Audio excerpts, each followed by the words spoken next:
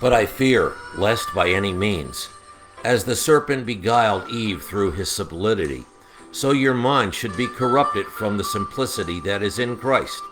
For if he who comes preaches another Jesus, whom we have not preached, or if you receive another spirit which you have not received, or another gospel which you have not accepted, you might well bear with him. 2 Corinthians 11, verses 3 through 4. The gospel of Christ, that is, the message of the cross, is very simple and easy to understand. In fact, a little child can understand it. It is Jesus Christ and him crucified, and our faith in that finished work. But Satan seeks to pervert that gospel, that is, the gospel, by introducing his wares, which he always does through the church. In other words, religious men come up with all types of attractive schemes which seem right to the carnal mind, but which in fact are very wrong. They are wrong because they do not make Christ and the cross the central theme of their belief system.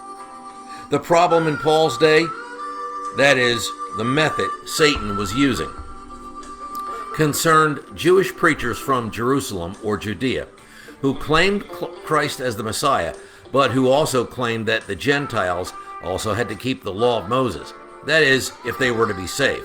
Acts chapter 15 and verse 1. Their gospel would not win souls, as no false gospel will win souls. So they had to parasite off the churches which Paul had planted. They tried to turn these converts, whether in the church at Corinth, Ephesus, or Galatia, and so forth, they wanted to turn them from grace to law. So Paul's statement is according to the following. Unless the message is Jesus Christ and him crucified, then whatever is being preached is pure and simple another Jesus. It is produced by another spirit. The end result is another gospel, which will help no one. In fact, it will greatly hurt and hinder, as would be obvious and should be obvious. Tragically and sadly, most of that which is presently being preached in the churches in America, in fact, all over the world, is in fact another Jesus. I say that simply because I also know that the cross is little preached. It is alluded to at times regarding salvation, but there are certainly some who strongly uphold the great salvation message that Jesus died for us, but most know absolutely nothing about the cross of Christ as it regards sanctification. In other words, to tell someone how to live for God, they will propose things which aren't scriptural and which fall out to another Jesus.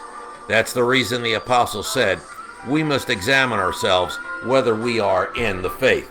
2 Corinthians chapter 13, verse 5.